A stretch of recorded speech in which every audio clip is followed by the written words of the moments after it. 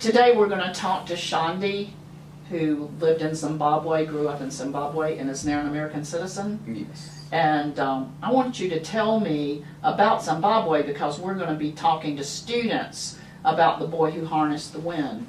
I know that you were in my class this semester and you read The Boy Who Harnessed the Wind, and right after you finished reading it, you said to me that you'd like to tell me about Zimbabwe. Obviously, there are elements in the book, The Boy Who Harnessed the Wind, that remind you of Zimbabwe. Yes, there. In what way?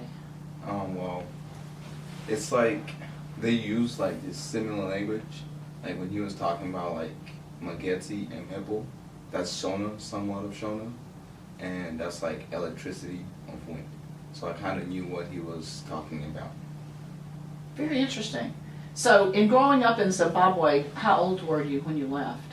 I was 10 years old. 10. So you remember a lot about the country. Yes. And how many times have you been back since you were 10? I've been back twice.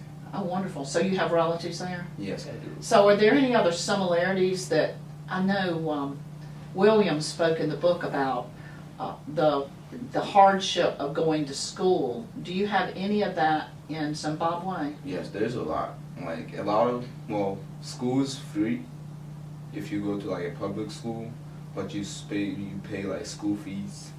But I didn't pay school fees because my mom was a teacher there.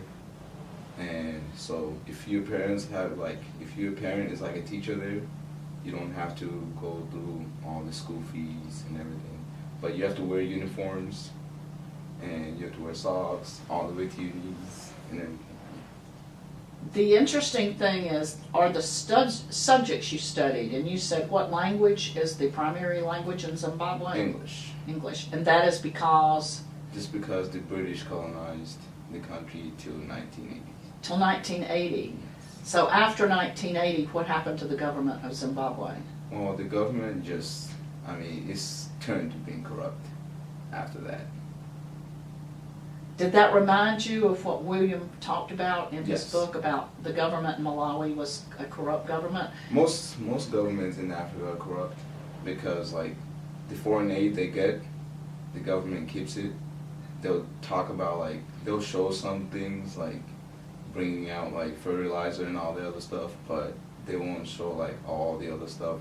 What do they do with it? They don't give it to the people who need it, is No, what you're saying. they just keep it to themselves. And do what with it? Sell it on the black market, or you just don't know? Nah, I don't know, cause some are like into diamond mining and gold mining, so. Is Zimbabwe big in gold and? Gold, diamonds, uranium, coal. So it's a very rich country. It is. So there's if they little. used the natural resources right, it would be.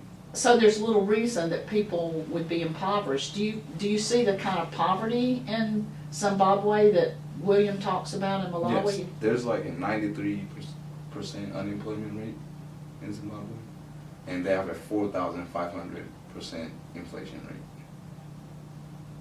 How can people survive with a 4,000? Most people, the unemployment, it's not like it's recorded. Most people have like little markets, and like they go around selling stuff, and that's how they make a living.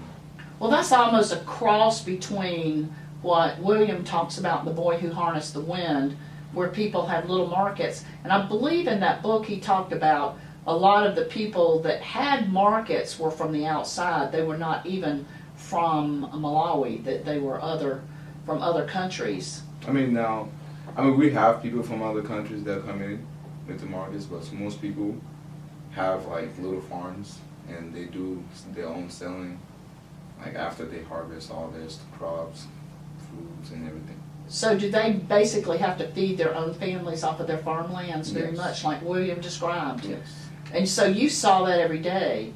I saw that somewhat because like I stayed like in the city most of the time. What city were you in? Well, we had 3 houses, one in Harare, Mutare, and Botswana. So you were considered privileged Yes. person? My family's well known, so in Zimbabwe. Oh, it is? Yeah. So are they well known in Everywhere. in marketing or in trade and business, in like marketing, everything. So what is your last name? Is it known by the last name or your My last name, Mutasa. Matassa? Yes. So is that a prominent name like in some countries, like Smith is a big thing in the United States? I mean, it's not very prominent, but it's like royal kind of thing because my grandfather was a king there. And then... Did it come down within the family once your grandfather passed away, or is your grandfather still alive? He passed away in 1996, yes. But it was going to pass down to my dad, but someone else from another family took over and then went in. But it's still like recognized as like our family still. But That's just amazing. That's just like another whole political structure within a political structure. it is. And before that, everyone was British. Were you a British subject? I guess you were when it was colonized as part of Great Britain. Amazing. So we're doing this, as you know, for your class Yes. to use as a source for their final paper, which will be part of the portfolio. Well, we also read or viewed the TED Talk that Melinda Gates gave about the ubiquity of Coca-Cola. I know all of the students want to know if there's a big Coca-Cola market in Zimbabwe. There's a big Coca-Cola, like, they go like everywhere. So is it similar to the way... to the way in the video that it showed of them going out with like carts and selling it, and like stores have it, little markets have it. Are there billboards? No, they're not that many billboards, but there will be. There are some billboards like in the city, but in like small areas, they don't have billboards, but they sell it a lot. So did you find it a big advantage to come to the United States over, at your age, and you're in university studies, where would you be now had you remained in Zimbabwe? I mean, I would probably went to university still, because like In Zimbabwe or maybe in England? probably in England or Zimbabwe. I mean, they have like the UZ, which is like a University of Zimbabwe college. It's a pretty big college, but not many people from outside the country take those degrees inside. So I only ask that, I'm not trying to say that in other countries there's not excellent education. I think it's a matter of who it's available to and the ease of availability. And I think I read where a lot of people in Africa like to send their students outside the country just to get a different experience, not so much as maybe the education's better. I have no way of judging that. But I did read, I think, somewhere a lot of students from Zimbabwe go to England yeah, to study. Like my uncle actually went to University of London, and now he owns a lot of businesses in Harare, and he's one of the richest people in Zimbabwe. Yes. Wow. So that has a responsibility into itself. Yes, it does. To have that much prestige within a country where there are problems. What do you see as the future, or are you old enough to even think about what the future of Zimbabwe is? I mean, now since like their old president is not in power anymore, it seems like stuff is going to change, but we'll see. I understand that. When you're talking about the farms, the last thing I'll ask you is talking about farms. When you drive out of the city, do you just see farm after farm after farm? You see a lot of farms and a lot of like cattle herds and everything. Cause like cattle there is like pets here, cause they move around a lot by themselves.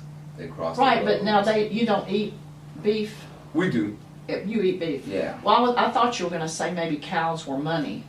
I mean, they are used for money sometimes. Like when it comes to like marriage and stuff, they like give out like it's like like a dow.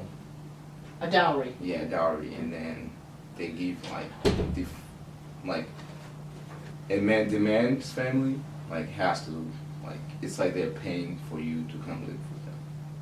Oh, that's a good idea. Thank you so much. I hope we give some insight to you're in a class and a lot of students read this book, and I think they were amazed that there are things different in other countries in the world than just in the United States. And I don't think it's like a judgment, but it's the looking, you're on the outside looking in, you're on the inside looking out, because you've experienced living and your family working in two different worlds.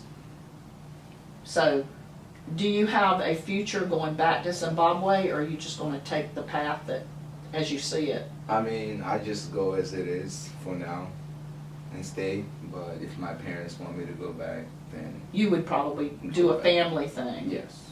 I think that's great. It's been lovely having you in the class and learning more from someone who's been there, because I've been in a lot of countries, but I have not been to Africa, which is a continent, by the way. I have not been to Zimbabwe or Malawi. Thank you so much.